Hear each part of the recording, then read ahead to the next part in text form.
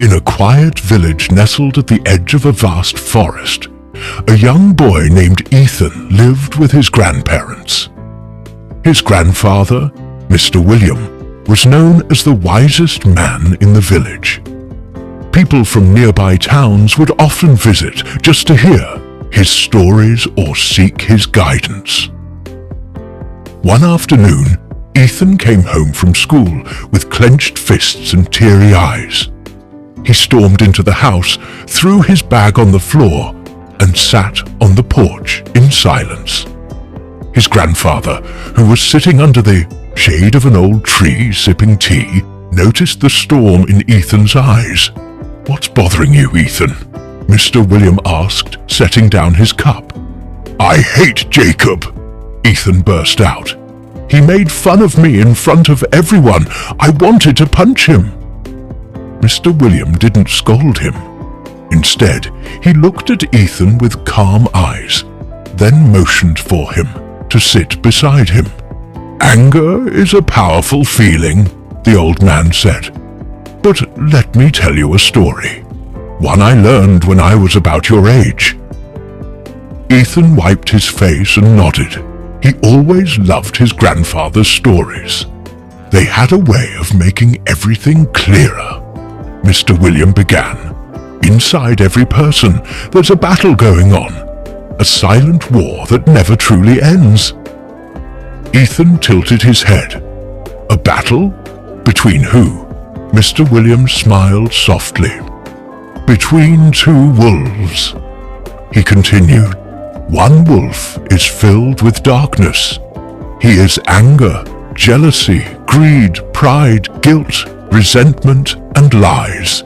He wants to control you, make you think you're not good enough unless you hurt others or prove something." Ethan frowned. He could already feel that wolf inside him. "The other wolf," Mr. William said, "is full of light. He is love, peace, kindness, hope, humility, compassion, and truth. He gently guides you to be better, even when it's hard." The boy listened quietly, his eyes wide.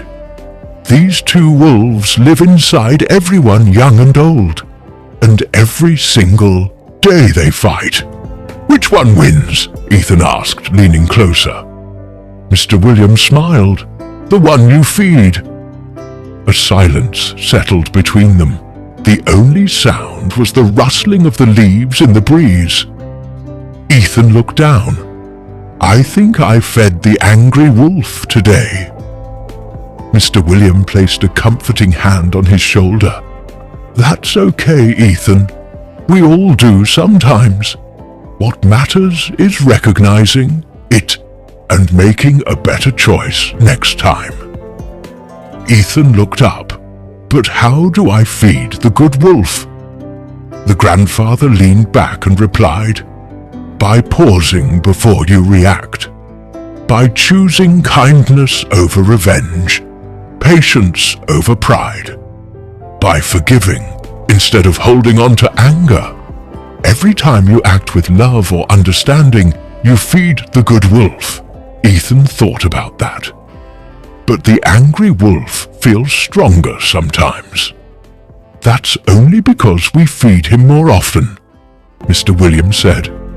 "Every time we dwell on negative thoughts, every time we act out of anger or selfishness, we're giving him a feast.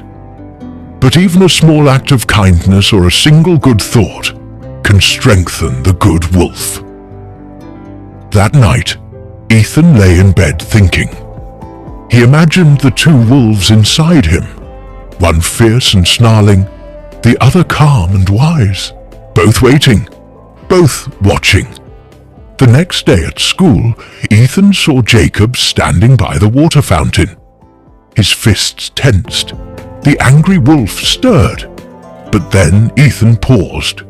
He walked up and said, "What you said yesterday, it hurt me." Jacob looked surprised. "I didn't mean to upset you. I was just trying to be funny." Ethan nodded. "Well, maybe be careful next time." "Yeah," Jacob said, "Sorry, man." Ethan walked away, feeling a strange sense of peace. The angry wolf had quieted. The good wolf had grown stronger. That evening, Ethan told Mr. William what had happened. "You made a brave choice today," the old man said, smiling. "It's not always easy to feed the right wolf, but it always brings peace." From that day on, Ethan tried to be more aware of the two wolves inside him. When he felt jealousy, pride, or anger, he would pause and ask himself, which wolf do I want to feed? He wasn't perfect. Sometimes the angry wolf still got fed. But every time he made a better choice, the good wolf grew stronger, and so did he. As the years passed, Ethan grew into a kind and thoughtful young man. He wasn't the smartest or the most popular, but people trusted him. They felt calm around him. He became known for his wisdom and patience. And whenever someone asked him how he stayed so grounded, he would smile and say, "I just keep feeding the right wolf." We all have both light and darkness inside us. It's not about being perfect or never feeling anger. It's about choosing who we become.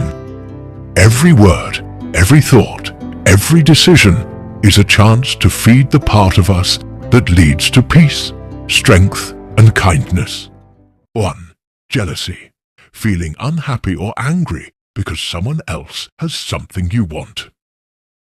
Example: Ali felt jealousy when his friend got a new bicycle. Greed. An excessive desire to have more, especially money or food, even if it's not needed. Example: out of greed, he took more than his share of the cake. Pride. A feeling of deep pleasure from one's own achievements. Positive, or thinking you're better than others. Negative. Example: positive. She felt pride when her son won the award. Guilt. Feeling bad for something wrong you did. Example: he felt guilt after lying to his mother. Resentment. A feeling of bitterness or anger because of unfair treatment. Example: she held resentment against her boss for not giving her a promotion. Selfishness. Thinking only about yourself and not about others' needs or feelings. Example: his selfishness showed when he ate all the snacks without sharing.